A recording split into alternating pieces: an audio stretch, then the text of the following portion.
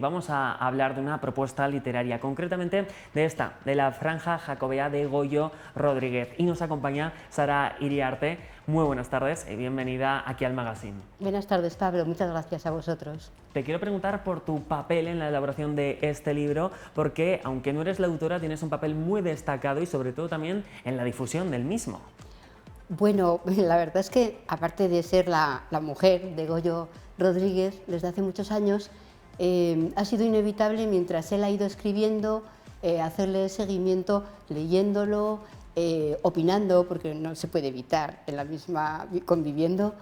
Y bueno, pues luego cuando ya estaba terminado el libro, en la revisión un poco, en algún consejo, que bueno, yo como profesora, pues como de formación profesional, siempre tiendes a supervisar las cosas, a querer matizar.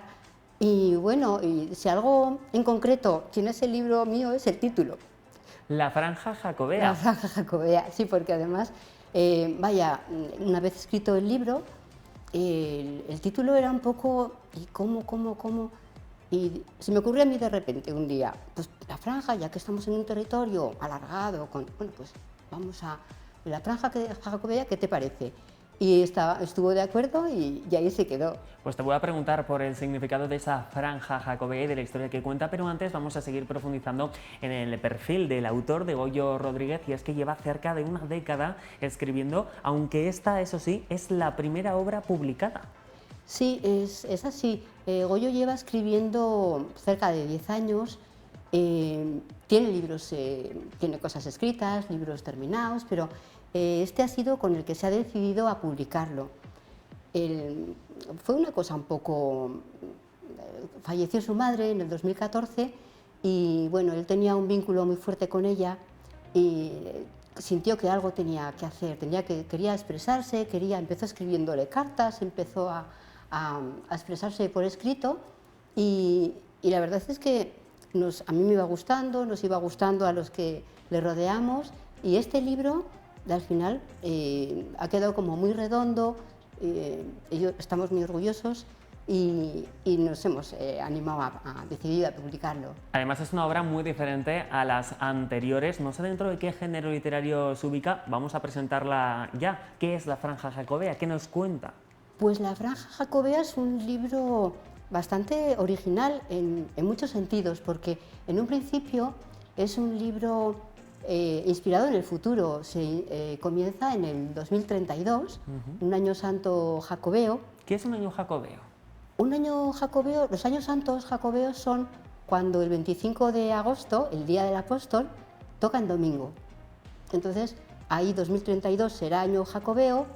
Antes va a ser el 2027, que es cuando empieza ahí el jaleo de la historia.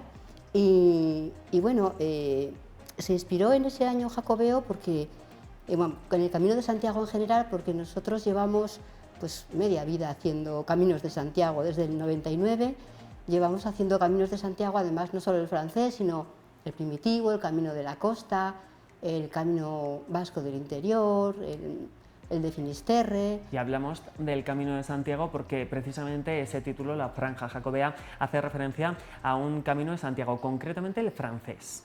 Es el francés, sí. Y el francés vino un poco a cuento porque nosotros llevamos en Soria, somos los dos de Pamplona, pero llevamos en Soria 20 años. Entonces, cuando vivíamos en Pamplona, el Camino de Santiago pasaba a 200 metros de casa.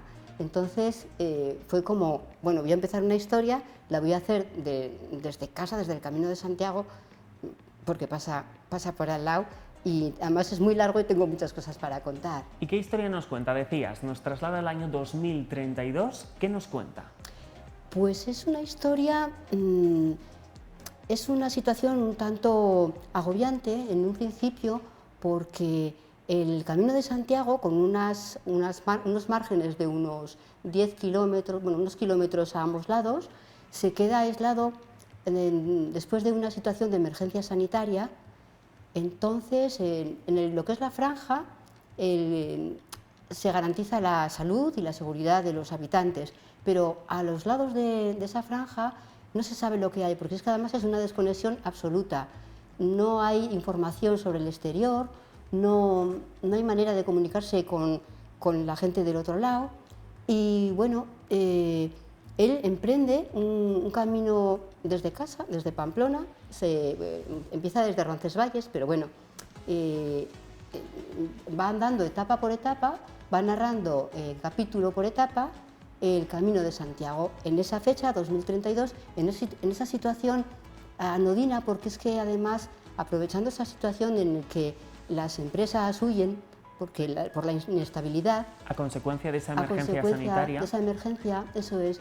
Entran nuevos inversores, además es curioso porque entran de Singapur, entran orientales, y bueno, se hacen con las empresas, con el dominio. En el exterior de la franja, ¿verdad? Dentro de la franja, dentro de la franja, sí. Entonces es un sistema de gobierno autoritario que priva de muchas libertades a los habitantes. Entonces es una situación un poco tensa, pero en el Camino de Santiago va soltando un poco los sentimientos, los recuerdos, porque narra las anécdotas de etapa a etapa en el Camino de Santiago, en ese camino, pero a la vez rememorando los recuerdos de los caminos realizados pues con su pareja, eso es. Te iba a comentar, es un viaje personal del protagonista intentando huir de ese régimen que se establece en la franja jacobea, por lo que estoy viendo. Eso es que el territorio es tan reducido que si uno quiere salir de vacaciones se puede mover muy poco. Entonces, claro, como es un territorio alargado que recorre el camino francés, una manera de avanzar y recorrer y ver cosas distintas es hacer el Camino de Santiago. Es casi pues una de las pocas vías que hay de escape, de viaje. Sara, te voy a preguntar, porque claro, a pesar de estar presentándonos una situación que puede ser agobiante incluso, ¿no?, para el protagonista, para el lector incluso si lo llega a ver, lejos de dramatismos, la lectura es muy fácil, muy reposada, muy tranquila y sobre todo atrapa también, y a lo mejor les va a chocar en casa, el humor, los toques de humor que hay. Efectivamente, sí, es curioso porque el tema es un poco suspense, es un poco una situación extraña, pero la lectura es amena y las personas que lo han ido leyendo dicen, oye, es que es un libro divertido. Bueno, pues en principio no estaba planteado así, pero la manera de escribir del autor y las anécdotas tiene muchos momentos de risa, momentos de humor, sí que es verdad. Son muchos los que ya lo han leído, como habéis recibido precisamente esas críticas tan positivas, tanto Goyo como tú también, Sara. Sí, la verdad es que está gustando y por eso, bueno, pues me animo a compartirlo con vosotros.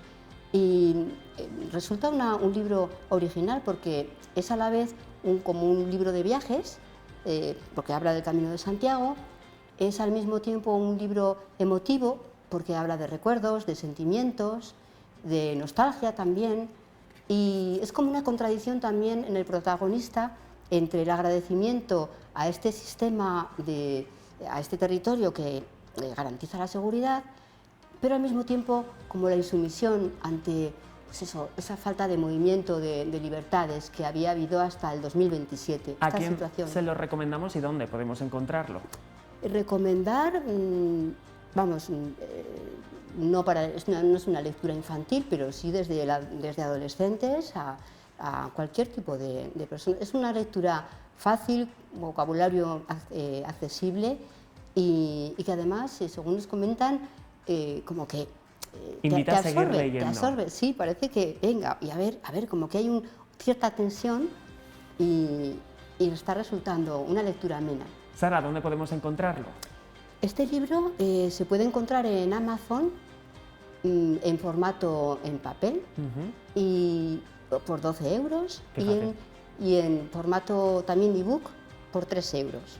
Cerca de 300 páginas de aventura, de cierto suspense, de cierta tensión, pero también incluso de humor, como nos ha comentado. Gracias, Sara, por acercarnos esta lectura y por acercarte aquí al magazine. A vosotros. Muchísimas y a ustedes, gracias. Gracias por acompañarnos una tarde más, una tarde de cultura, de mucho contenido, así como la que les tenemos preparada mañana a las 4 o 5 puntuales.